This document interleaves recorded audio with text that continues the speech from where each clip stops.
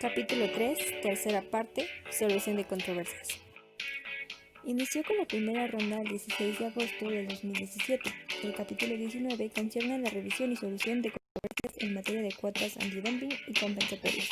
El capítulo 11 establece las bases para la solución de controversias entre una parte y un inversionista por otra parte. ¿Cuál es la finalidad de la revisión ante un panel del capítulo 19 bajo el artículo 1904? Según el artículo 1904, en su párrafo 1, se reemplazarán las revisiones judiciales internas sobre cuotas antidumping y compensatorias con la revisión que se lleva a cabo en un panel binacional. Un ejemplo fue el caso de madera blanda entre Canadá y Estados Unidos, que a causa de las decisiones emitidas por Estados Unidos han impuesto cuotas antidumping y compensatorias a las exportaciones canadienses de madera blanda los últimos 25 años. Lo cual los exportadores canadienses se han visto obligados a impugnar tales resoluciones. El gobierno estadounidense, en la renegociación del Telecan, pretendía eliminar el acuerdo descrito en el capítulo 19, pero evidentemente ni Canadá ni México estaban de acuerdo. Los mecanismos de solución de diferencias son un área de mejora indiscutible en la participación y asesoramiento de las pymes, en secretariado común, criterio de revisión y apelación sin necesidad de demostrar una situación extraordinaria. Capítulo 11. Solución de controversias en materia de inversiones entre inversionista y Estado.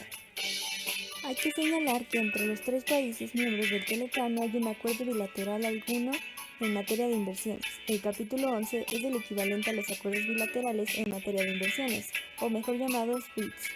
Eliminarlos significaría dejar desprotegidos a los inversionistas de cualquiera de las partes sobre incumplimientos legales. Con la ID se genera además crecimiento económico y desarrollo, como también mejoría social e incluso laboral, mejores oportunidades en diferentes sectores y avances tecnológicos, educativos, administrativos e incluso culturales. ¿Cómo funciona el mecanismo de solución de diferencias inversionista-Estado? La primera parte del capítulo establece los conceptos trata nacional, trata de nación más favorecida y nivel de trato. Migración y remesas. Implicaciones globales de la renegociación. Quinta parte. Migración y remesas en México bajo la administración de Trump. Bajo la administración de Trump existen situaciones que afectan directamente a México, como lo son: Donald Trump comentó que el Telecan en el 2017 sería el peor tratado que ha firmado. Sin embargo, a la renegociación del TEMEC dijo que será el mejor y más importante acuerdo. El TEMEC entra en vigor el 1 de julio de 2020, promoviendo el crecimiento del comercio digital, mayor acceso a servicios financieros, protección de los derechos de los trabajadores, entre otros. El nuevo tratado está compuesto de 34 capítulos, de los cuales permite facilitar el intercambio comercial, modernizar las disciplinas en materia de comercio agrícola, reforzar el combate a la corrupción, innovaciones digitales y la competitividad. El acuerdo comercial se vería afectado tras la salida de Estados Unidos del TPP. Actualmente, los países que integran el TPP, vigente desde el 2018, poseen una población conjunta de 506 millones de habitantes, representan el 15% del comercio internacional, un 13% del PIB y el 14% del IED. DACA, acción diferida para los llegados en la infancia.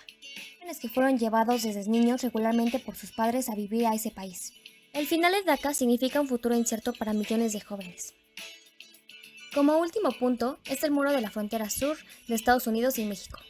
Donald Trump prometió que deportaría a los migrantes no documentados. Las dos órdenes que se dieron a conocer en el 2017 fue la construcción del muro y la remoción de migrantes.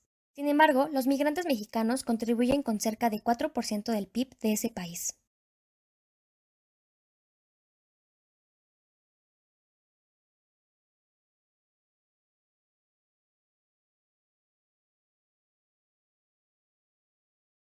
Gracias a la llegada del nuevo presidente de Estados Unidos, Donald Trump, nos hemos visto obligados a dar un salto hacia atrás respecto a las políticas de migración con Estados Unidos y México. La discriminación ya no se ve exenta y lamentablemente las familias mexicanas que esperan una ayuda económica por parte del familiar que se va a Estados Unidos ya no la tendrán más. También con la reciente crisis económica que el coronavirus ha causado, la migración se ha visto en un freno total, puesto que las remesas son relacionadas proporcionalmente al ciclo económico de cada país. Es más, anticíclico para la economía mexicana y procíclico para la economía de Estados Unidos. O sea, es decir, si la economía baja, ellas también bajan y viceversa, por lo que no les convendría mucho a los inmigrantes irse de su país actual. Un estudio muestra que no todos los inmigrantes muestran un solo patrón, es decir, que no todos a fuerzas les mandan dinero a sus familias en su país de origen. No todos los que trabajan en Estados Unidos les mandan dinero acá a su familia de México, y esto debido a que las relaciones familiares se van perdiendo y debilitando. También el estudio nos informa que el 61% de los inmigrantes son mexicanos y el otro 39% son los hijos de los inmigrantes mexicanos nacidos en Estados Unidos. Y a las terceras generaciones normalmente se les llama mexicoamericanos o mexicoamericanos, pero esos ya no cuentan cuando tratamos de hablar de remesas. En los próximos años las remesas están en peligro de un poderoso declive o disminución pronunciada debido a que los descendientes de los inmigrantes mexicanos nacidos en Estados Unidos ya no tienen por qué mandarles remesas a ningún familiar aquí en México. Sin embargo, a pesar de que estas se desplomen, la macroeconomía mexicana no se vería perjudicada del todo. Es más, pongamos un ejemplo.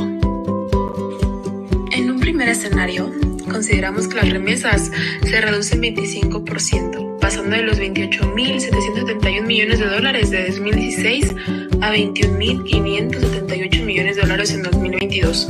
Esta reducción de las remesas se traduce a un efecto multiplicador negativo del orden de los $21.578 millones antes dichos, que representan igual reducción del PIB total. Esto hace que el PIB per cápita en el año 2022 pase de los $10.073 ya estimados en el primer escenario a $9.906 en el segundo año, lo cual representa una reducción de $167 del PIB per cápita, que responde a una caída de 1.7% de su valor estimado previamente.